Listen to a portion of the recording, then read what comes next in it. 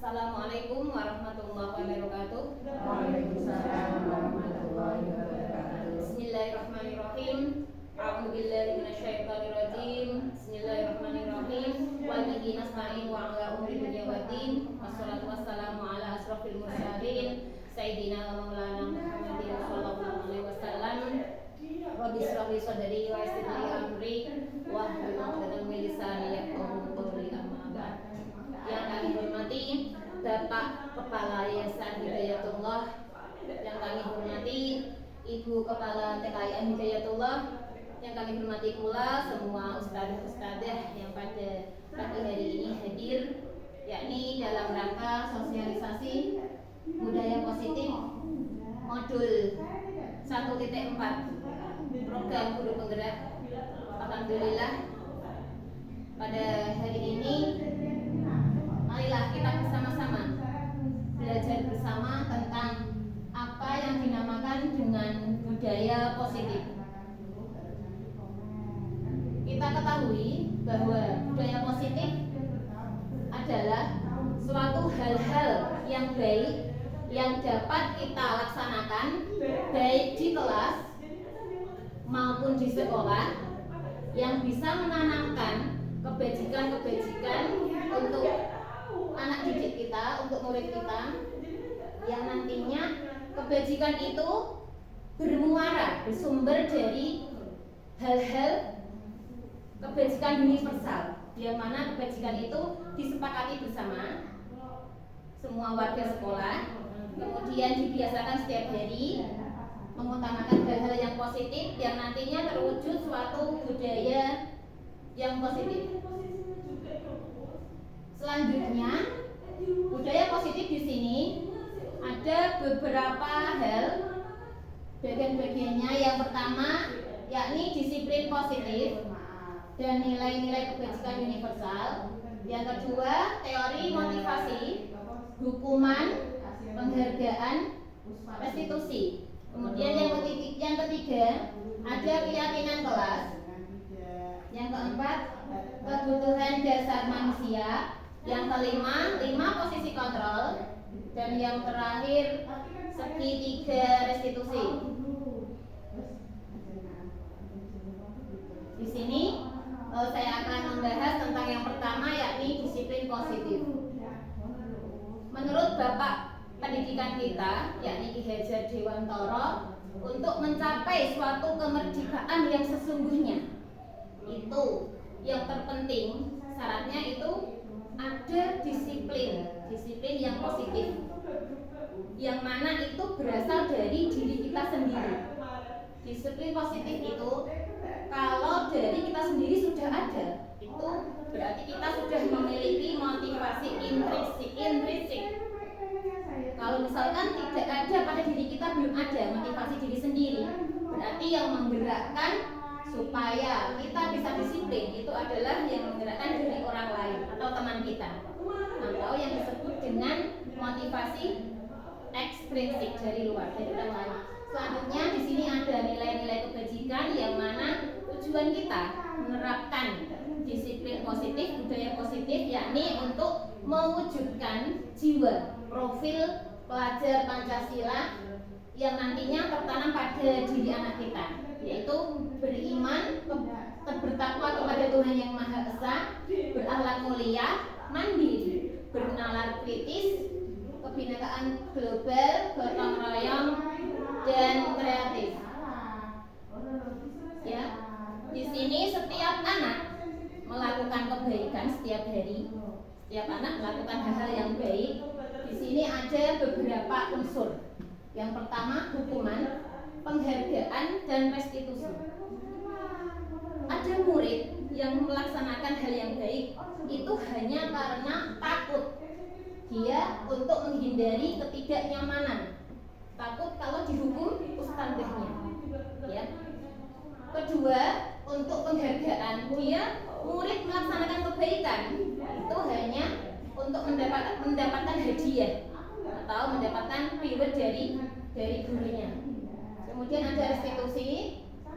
Restitusi di sini dia saat anak melakukan suatu tindakan atau hal yang baik, dia sudah mempunyai tujuan yang baik dari dirinya sendiri. Oh, saya pengen rajin sekolah biar saya pinter. Oh, saya menolong teman, jadi saya nanti besok saya punya teman banyak. Dia dalam dirinya sudah memiliki tujuan yang baik untuk melakukan hal yang baik sendiri. Selanjutnya di sini ada keyakinan kelas. Keyakinan kelas di sini bersifat abstrak. Kita tidak bisa melihat secara nyata bagaimana bentuk seperti itu. Akan tetapi dari pengertian keyakinan kelas di sini adalah suatu hal-hal yang kita pilih. Kita sepakati bersama di kelas masing-masing. Oke.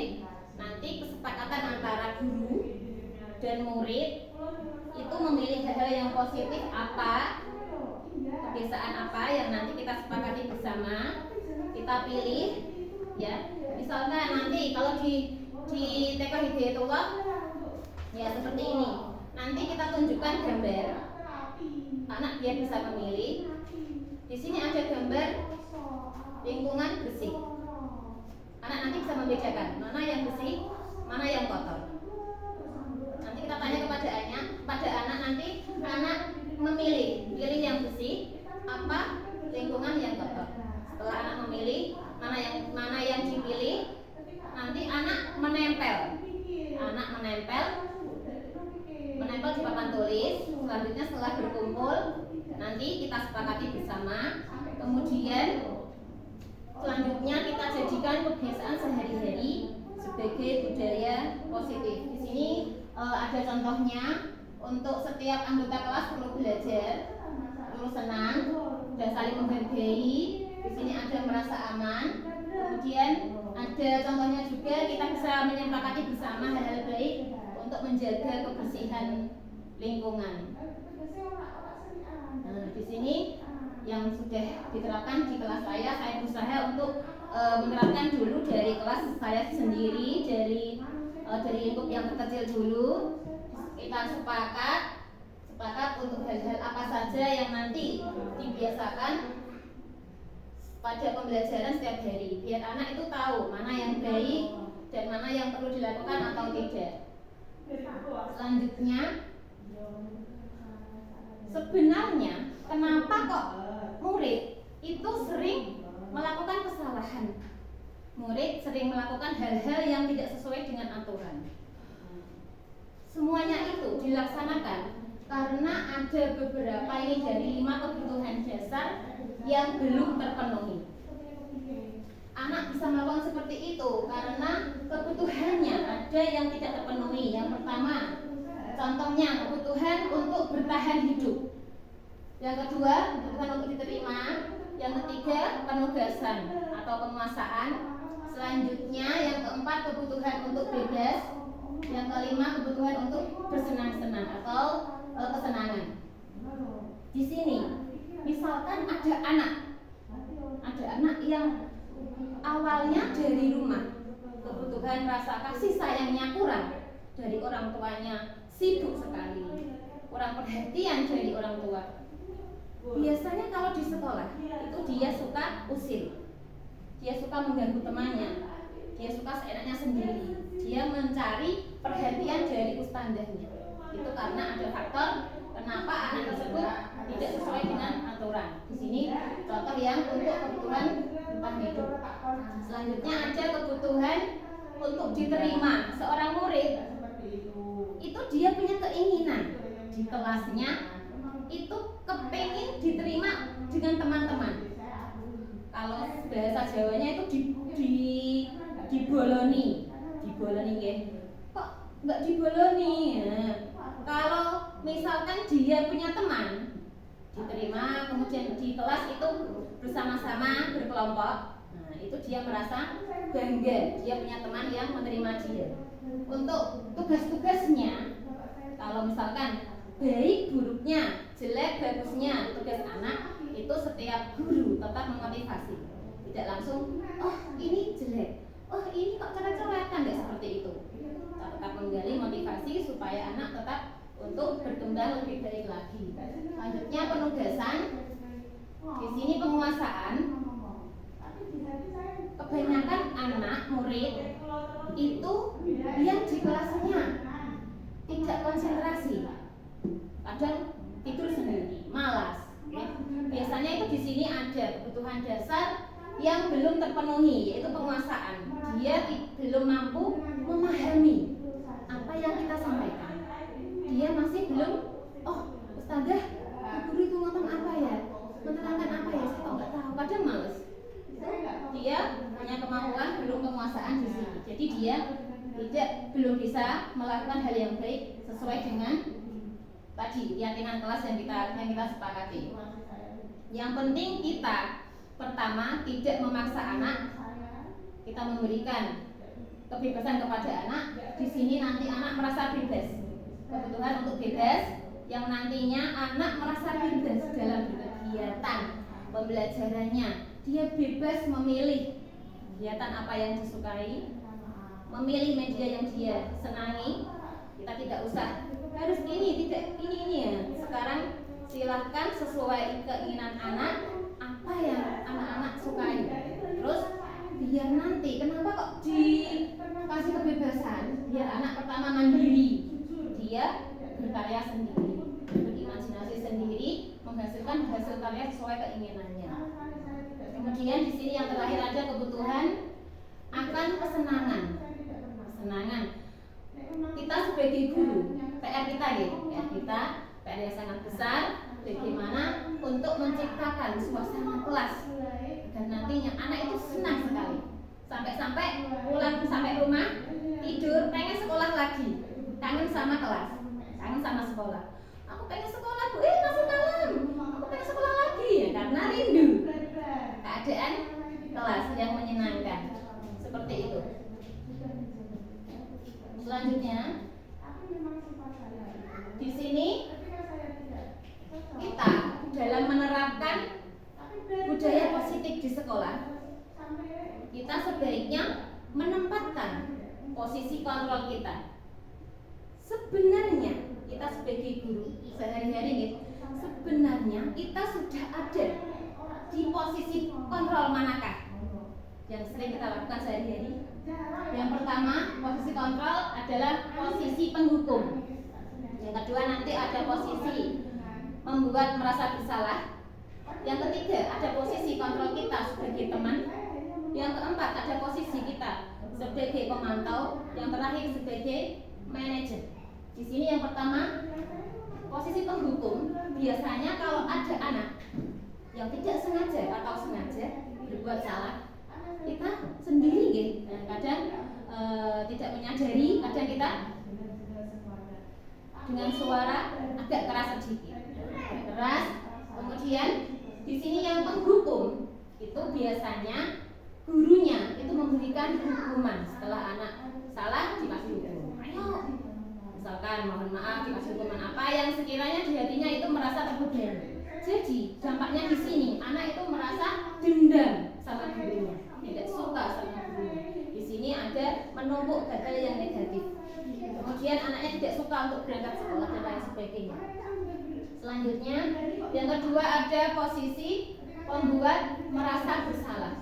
Setiap anak kalau ada yang sedang melakukan tindakan yang tidak sesuai dengan aturan atau keyakinan kelas, di sini biasanya posisi ini yang kedua, ucapan tutur kata gurunya itu lembut sekali.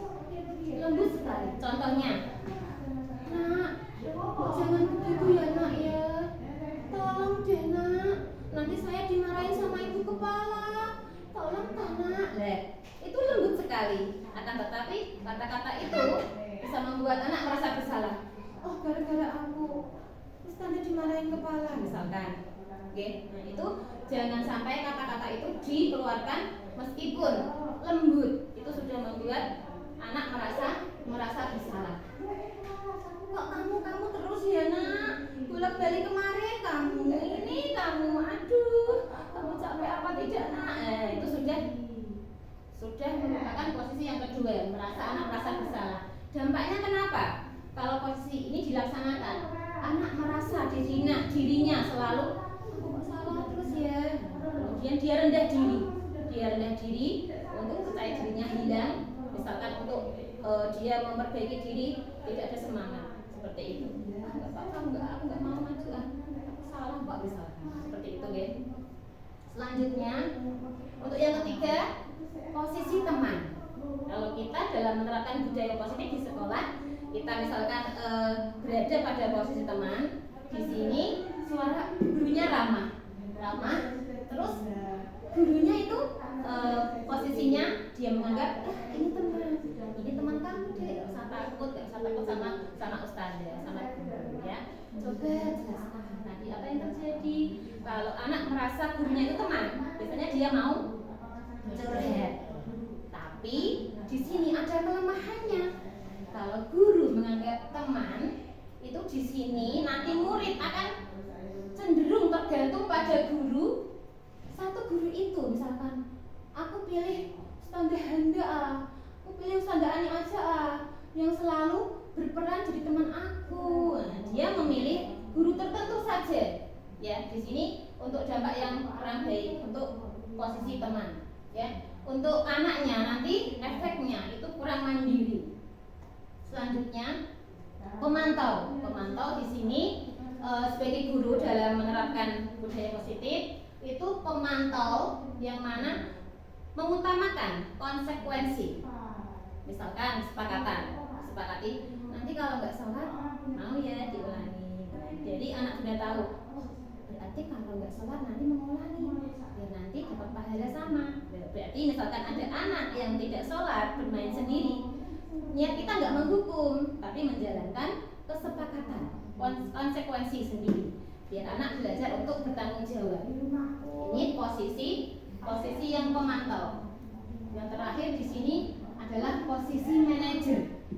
Ya, di sini posisi yang terbaik yang bisa kita lakukan dan bisa terapkan sehari-hari untuk demi terwujudnya anak yang kita impikan. Biar nantinya anak tumbuh menjadi anak yang kreatif, mandiri dan bertanggung jawab. Posisi manajer di sini, seorang guru itu memberikan kesempatan kepada anak.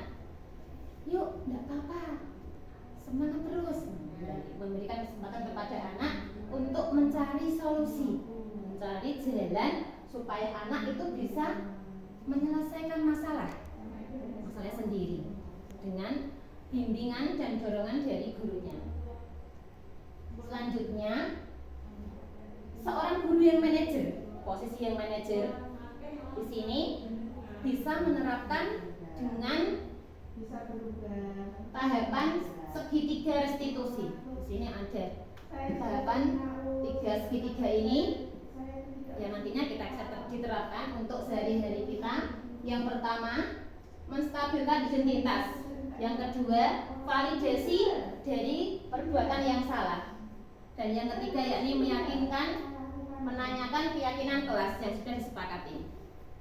Di sini kenapa kok ada segitiga? Karena tahapannya 3. Kemudian pengertian dari restitusi sendiri, di sini restitusi kita utamakan karena restitusi itu merupakan upaya kita untuk melakukan perbaikan dari kesalahan anak supaya anak itu bisa kembali kepada kelompoknya yang lebih baik dengan karakter yang lebih baik karena semula salah kemudian menjadi baik lagi. Ya, selanjutnya di sini untuk tahapan yang pertama tadi menstabilkan identitas. Kalau ada anak yang salah, misalkan nggak sengaja, ya, untuk contohnya yang menstabilkan identitas, kita caranya menenangkan hatinya. Oh, nak, tak maaf, tadi saya lihat kamu terlambat sekolah ya. Oh ya Bu, maaf aku terlambat. Oh enggak apa-apa, enggak usah takut. Kalau terlambat sekolah itu enggak apa-apa kok. Dulu Ustazah saat kecil juga pernah terlambat kok. Jadi anak itu adem. Oh Ustazah enggak marah, Ustazah baik. Itu secara otomatis hati anak itu menjadi adem, ya tenang, terus dia mau diberi masukan, mau dijak kolaborasi untuk menyelesaikan beberapa masalah. Selanjutnya yang kedua, tadi segitiga restitusi, yang kedua adalah validasi. Validasi tindakan yang salah. Ya. Di sini nantinya tujuan kita sebagai guru nantinya agar bisa menggali, mencari tahu kok anak ini kok nggak semangat ya dalam belajarnya, anak ini kok sering mengganggu teman ya. Ya, yang di sini langkah di sini kita mencari tahu apa sebab-sebab dari 5 kebutuhan tadi yang belum terpenuhi.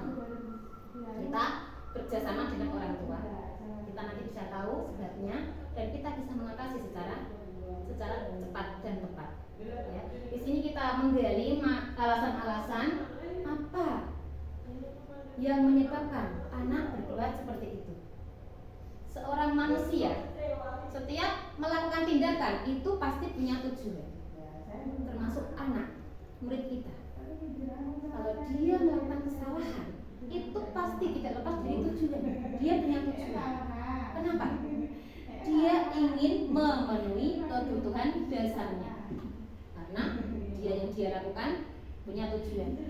Supaya nantinya kita dalam bertindak mengatasi masalah itu sesuai dengan segitiga restitusi, kita perlu menerapkan bersama-sama. Selanjutnya yang terakhir di sini menanyakan keyakinan.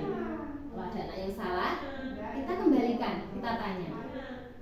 Yuk, masih ingat gak dengan keyakinan kelas kita yang kemarin kita sepakati bersama? Oh iya Us, maaf, kemarin itu harus menjaga kebersihan, buang sampah pada tempatnya. Oh pinter, seperti itu. Ayo mulai sekarang, gimana kalau supaya kelasnya bersih?